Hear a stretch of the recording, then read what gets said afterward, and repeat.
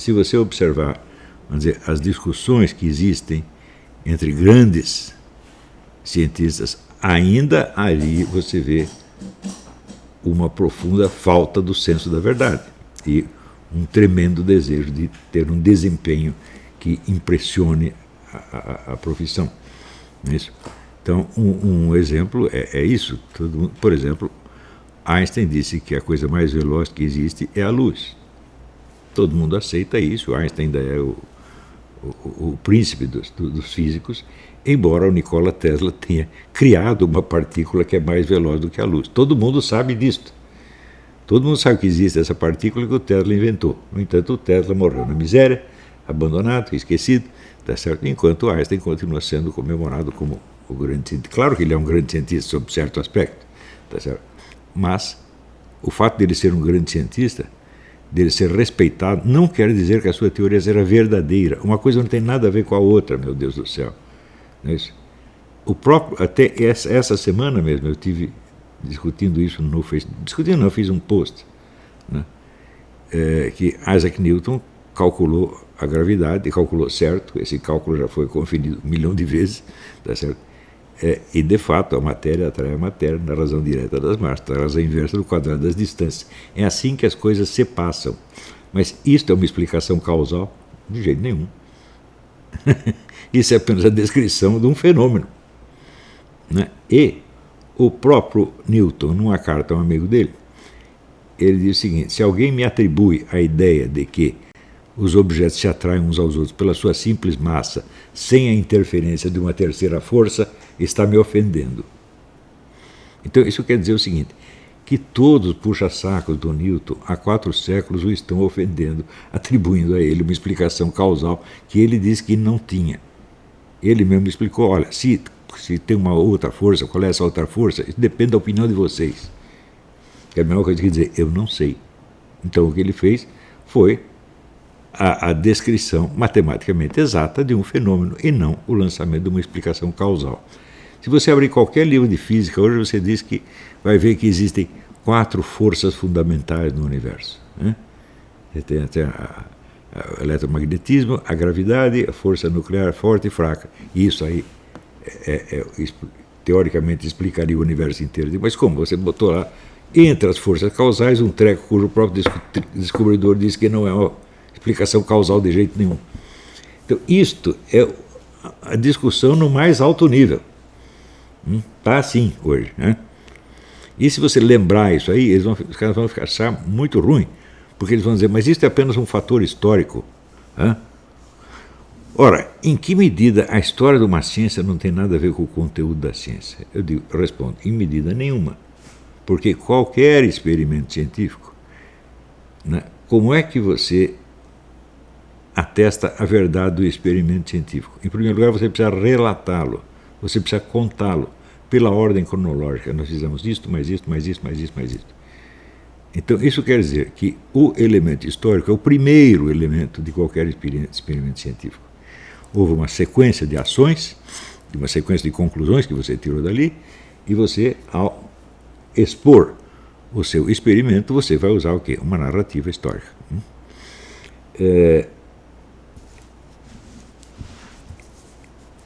Em segundo lugar,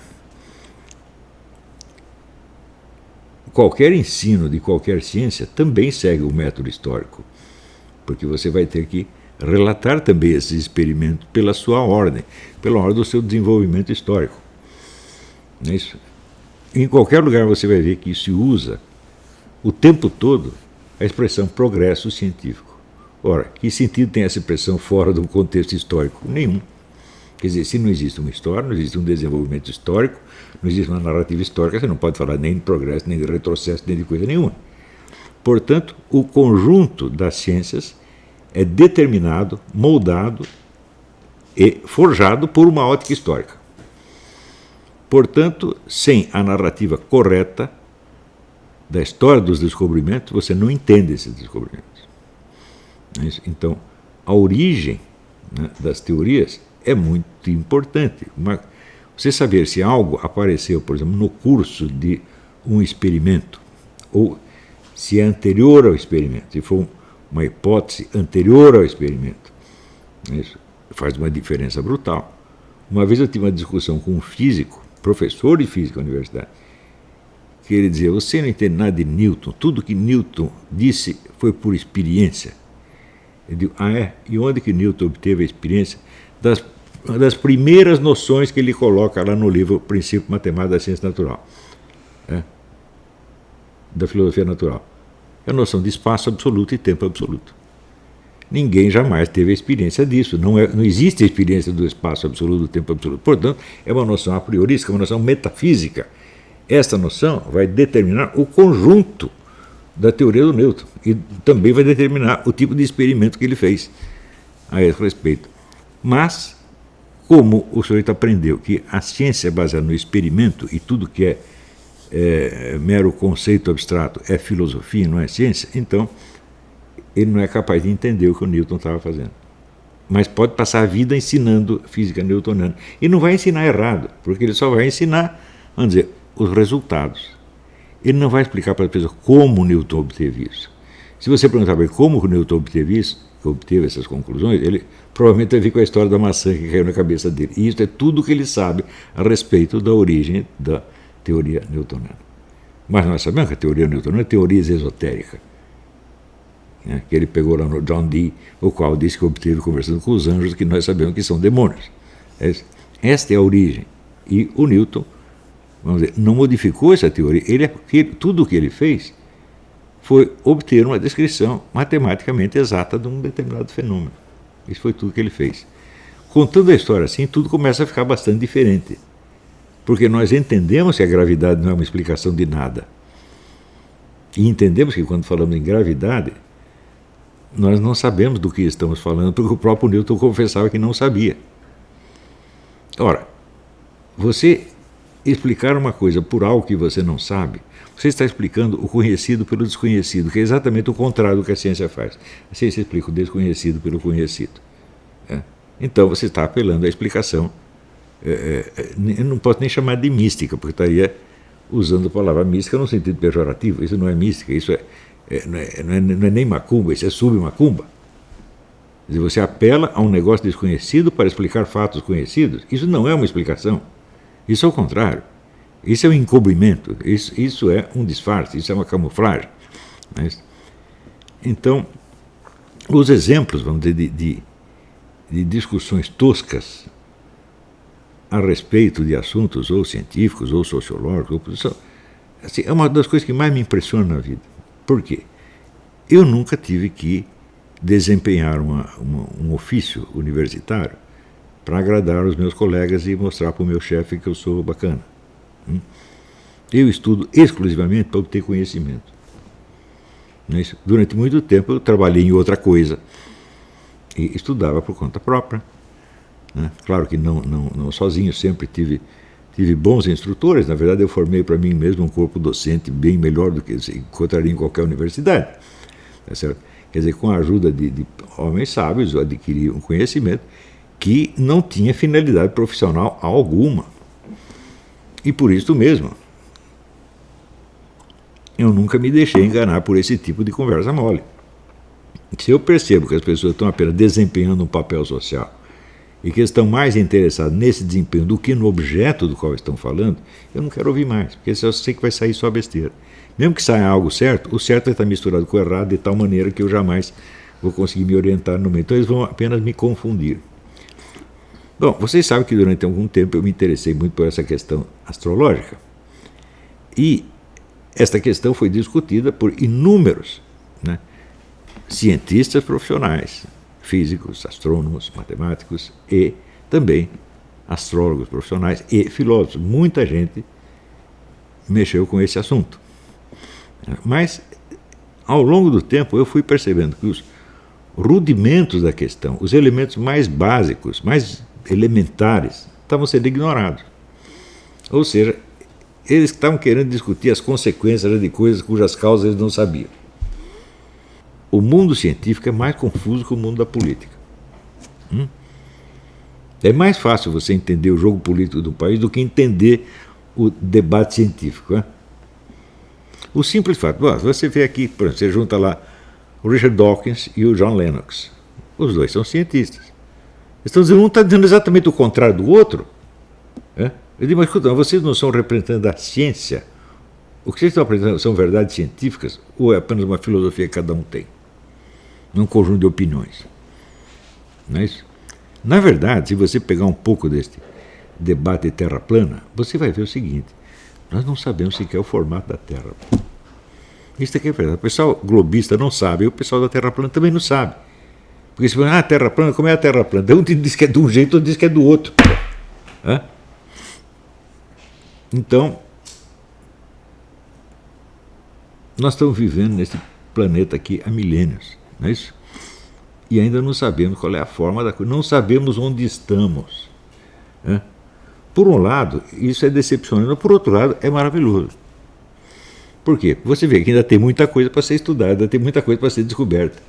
Quer dizer, não estamos num mundo que tem cânones científicos fechados. Não, está tudo em aberto, e nós podemos descobrir milhões de coisas. Né? Então, por exemplo, né, na Idade Média circulou durante algum tempo a ideia de que a Terra era de fato um globo. Então, o globo era assim, embaixo é pedra e terra, né? E lá dentro tem o inferno, o Sheol, né? E daí tem uma cúpula transparente, em cima dela tem as águas celestes, e no meio tem uma chapa na qual nós vivemos. Então, a Terra é esférica ou plana? Ela é esférica e plana. Essa era a teoria que tinha na Idade Média. Não todo mundo, mas alguns aceitavam isso. Né? Então, mas quando você vê os terraplanistas de hoje, cada um explica o formato da Terra plana de um jeito. Você vê esse pessoal da Terra, chamada Terra convexa, é uma coisa, os outros são outra. Né? E no fundo ninguém sabe. E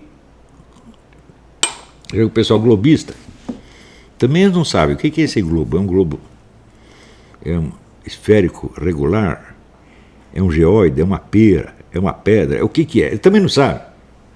Então, esta é a situação real. Por que as pessoas não confessam a situação real? Nós não sabemos o formato da Terra. Ninguém sabe. Um acha que é assim, outro acha que é assado. Não há provas cabais de nada, absolutamente nada. Não é isso? Então, nós entendemos, eu já entendi, por exemplo, que a superfície da água é sempre nivelada plana. Isso acabou. Isso para mim não tem mais dúvida. Né? A hora que o homem me mostrou o edifício mais alto do mundo, que é no Dubai, e ele mostra que ele consegue ver o prédio inteiro, desde o Irã, que está a mais 100 quilômetros de distância, portanto o prédio deveria estar 1.600 metros abaixo, e ele mostra o prédio e fala, bom, então, é claro que aquela superfície da água é plana. Não é isso? Agora, a superfície da água é plana significa que a Terra inteira é plana? Não sei. Se a superfície das águas é plana, você acabou de criar um segundo problema. O problema é, e o resto? Não é isso? Então, pode ter uma mistura das duas coisas. E o fato é o seguinte, em pleno ano de 2019, não sabemos onde estamos. E, no entanto, as pessoas têm certeza de milhões de coisas. Né? Por exemplo, com a maior facilidade, a gente diz, não, a luz que você vê da estrela não existe mais, porque essa estrela já acabou há não sei quantos milhões de anos. Como é que você sabe? Se você pega, por exemplo, esse sistema de datação do carbono 14, a margem de erro desse negócio é de milhões de anos. Ou seja, nem a idade de uma pedrinha você sabe, meu Deus do céu, mas você sabe da estrela que está lá. É muita presunção. As pessoas só chegam a isso por quê? Por causa daquele negócio que dizia o Nikola Tesla. A ciência moderna trocou a realidade pela matemática. Ora, a matemática tem uma estrutura 100% lógica. É a ciência paradigmática. Aliás, matemática e lógica são exatamente a mesma coisa. Né? Nada você pode fazer sem elas, tá certo? Só que é o seguinte, ela não diz respeito a nada. Ela não tem assunto. Matemática não tem assunto. Ela não fala a respeito de nada. É você que tenta pegar os dados nebulosos e confusos da sua percepção sensível, direto ou através de aparelhos, e colocar matemática em cima e formular matematicamente. Mas é você que está juntando as duas coisas. Você quer uma coisa mais subjetiva do que uma medida? As coisas não vêm com medida. É o terceiro elemento chamado ser humano que vai lá, pega uma régua e mede. É? Então, quando você diz, né, sei lá, você dá a composição química de um determinado mineral, fala, mas ele tem essa composição em si mesmo? Né? Ou foi você que discerniu ali estes componentes e pesou a quantidade de cada um? Foi você que fez isso. Pode ter um outro componente lá que você não percebeu, não pode? Ah, pode. Sempre pode.